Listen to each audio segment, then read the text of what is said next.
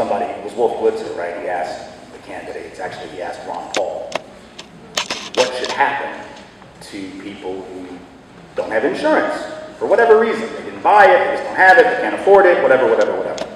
And, you know, should they just be allowed to die? Now, Ron Paul didn't say yes to that, but he did not condemn those in the audience, a few at least, who chanted out, hell yeah, let him die.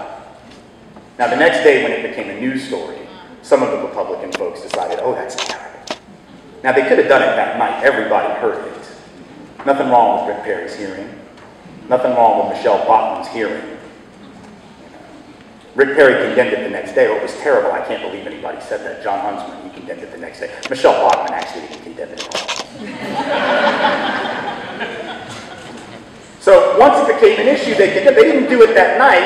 And then Ron Paul's answer, you know, although it wasn't like, yes, hell yes, let him die. In fact, Ron Paul's answer is very interesting. You know, he's a physician by training, and he talked about how when he used to work at a hospital, they never turned anybody away for money. And surely, you know, private charities and family can always help. You know, if there's somebody, you don't have to have the government involved in that. We can just have private charities do it. Because, you know, we all have got a private network of friends and associates to whom we can turn when we get cancer.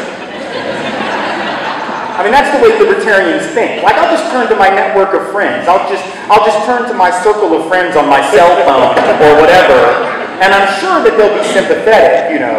Especially people who say, yeah, we ought to let him die. I'm sure that if you just ask them privately to pay for someone's chemotherapy, they'd be happy. But if you ask them to do it with tax dollars, that's when they get pissed.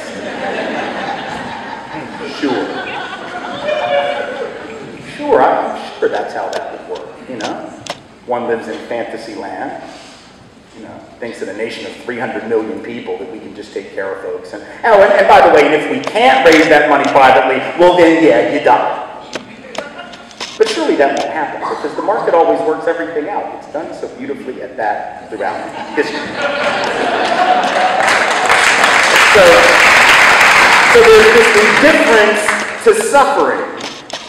And I want to be clear, this isn't just about Republicans. See, so some of y'all getting too happy with me right about now. You need to step back from the precipice of your happiness, okay? And realize that the same indifference to human life that may be manifested by some of those folks on the stage at the Republican debates is manifested in 2 administrations in a row, 1 Republican, 1 Democrat, when it comes to this war, or these 2 wars, which we are not extricating ourselves from, not because we cannot, but because the empire has not the will to step back from the brink of empire and feels as though it cannot end what is a slaughter and a one-sided attack. And that is a bipartisan shame. Not a Republican shame, it is a bipartisan shame. The city of New Orleans, in which I lived for 10 years, is still 6 years after Katrina, without a functioning mental health system. 50,000 people walking around with post-traumatic stress, according to the psychologists and the psychiatrists who are still there trying to work, trying to do the best that they can. The school system is an utter joke. It gets all these accolades in the New York Times and all these education writers who never actually set foot in a school, and they talk about how great it is because the charter schools are doing so well. Yeah, they'll be great when you kick all the folks out that are struggling, because the law says you can. So if I'm struggling in 3rd grade, you make sure to kick me out before 4th grade when they give the tests. And then, the only people who are left in the school get A's. My God, look at our success rate. It's like 100%. And we don't care.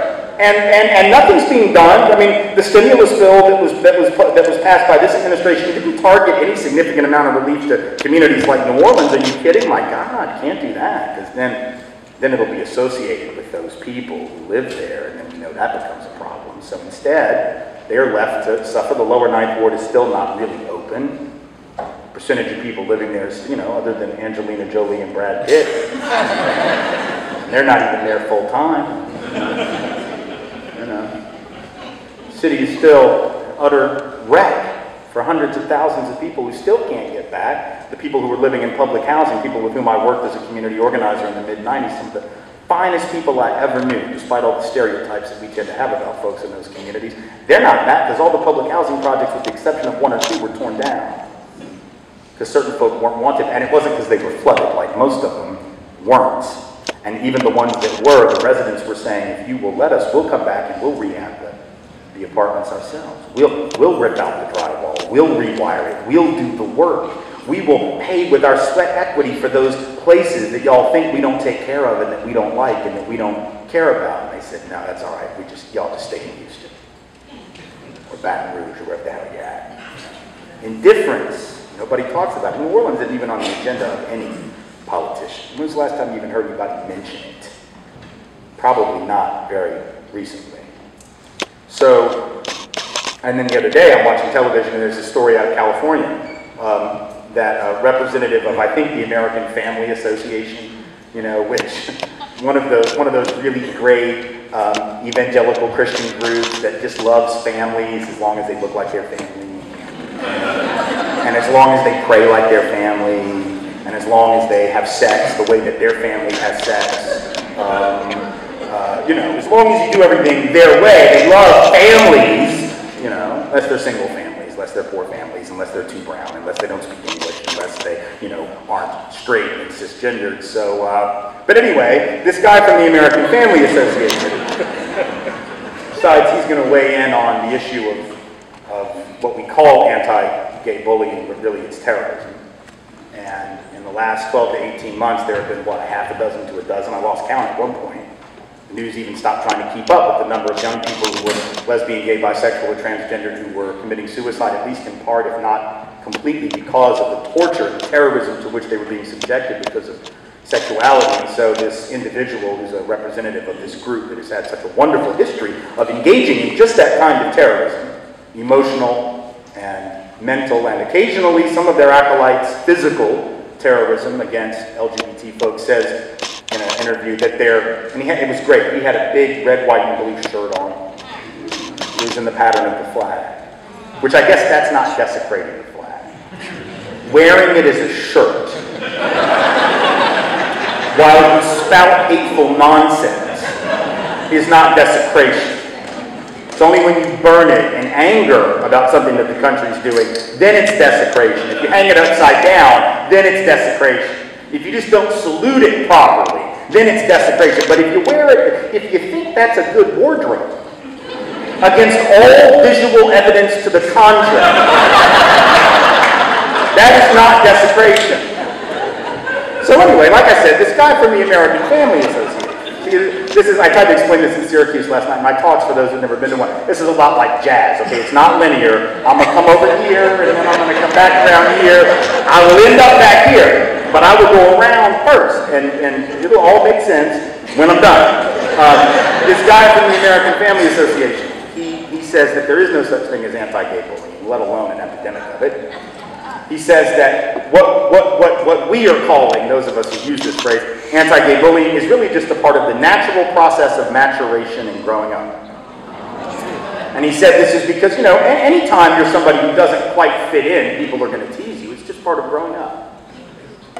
He says it very passively, right? Like, it's just, people just don't fit in. Very passive. It's not because anyone oppresses them, marginalizes them. It's not because of straight supremacy. It's not because of heterosexism. It's not because of homophobia. Or in the case of race, it's not because of racism and white supremacy. It's not because of classism. It's not because of sexism. It's not because of any... It's just that there's this thing that you don't quite fit in, and we don't know why the hell that is. It's just round peg, square hole, don't know. It just, I'm sorry, you just don't quite fit, so we're going to have to give you hell because of it. Well, that seems to make sense. To this guy, it makes sense. It's just part of the process. Again, indifference to suffering.